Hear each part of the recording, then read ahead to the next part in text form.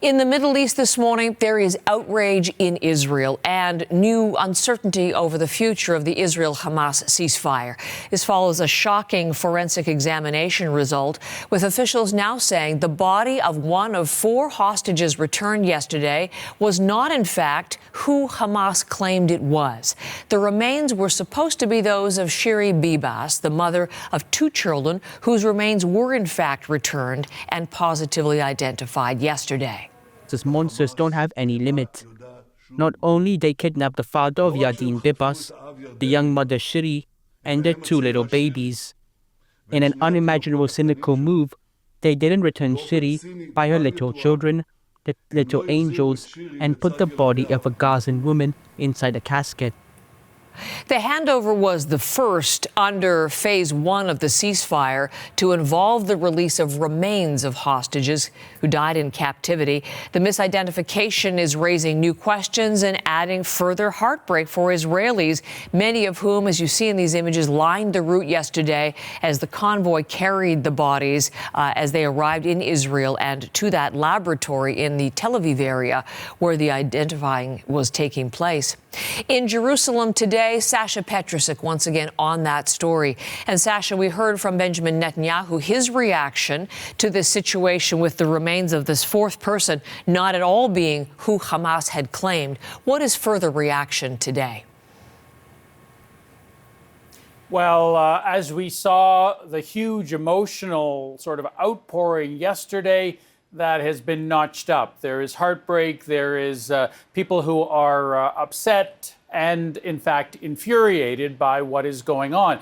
A lot of accusations flying around from Israeli officials at Hamas. The Israeli president, we heard from the Prime Minister, the Israeli President, Isaac Herzog, saying that this was shocking and a horrific violation of the ceasefire agreement, a cruel act that was perpetrated on the families of the hostages and, in general, on Israel. That seems to be the main official reaction to this. Not clear at this point what exactly happened. And in fact, we are hearing through the Israeli media, Israeli officials behind the scenes saying they're still trying to figure out whether this was, in their words, an honest mistake or a cruel act as part of the tit-for-tat game that's been going on. Obviously, not a lot of trust on either side of the other, and we have seen through the propaganda, through the statements, that in fact there's been a lot that's been flying back and forth and accusations pretty much daily here. But on the streets, all of that has left a pretty indelible mark today, even this morning, in the past few hours, on people as they hear about this. Pretty emotional, like, for instance, this woman on the streets of Tel Aviv. The mother, they just sent a body, and it's so painful. So the family has to go and bury them and to make such sort of a closure. And now the mother is missing, and it's so frustrating and it's so hurting. Now, Hamas has reacted to this just in the last hour or two, basically saying that they are trying to figure out what happened there. The first statement or reaction was that the body could have been mixed up as a result of an airstrike to the spot where it was being held. They point to the rubble and to the mess that Gaza is, and essentially hinting that this was, in fact, a mistake. Not taking responsibility for it yet at this point, but not ruling that out either. Heather?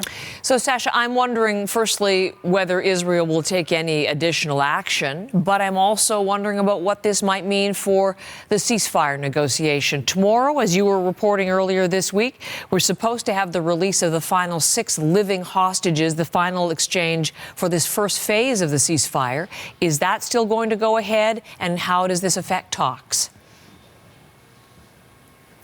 It seems as though it is going ahead. Hamas released a list of the 6 names the 6 people who will be released tomorrow. So that seems to be on track. As far as Israel is concerned, yes, of course, it could act. And those are the threats from the Prime Minister, the President, and others. But we are also hearing from officials, from Israeli officials, that in fact they are trying to tone down the volume and not build this up, not turn it into something so big that it would derail this first phase of the ceasefire from continuing, from finishing, with the release of the 6 tomorrow and the release of 4 more bodies next week. Heather? Sasha, thank you very much. Sasha Petrusik joining us from Jerusalem this morning.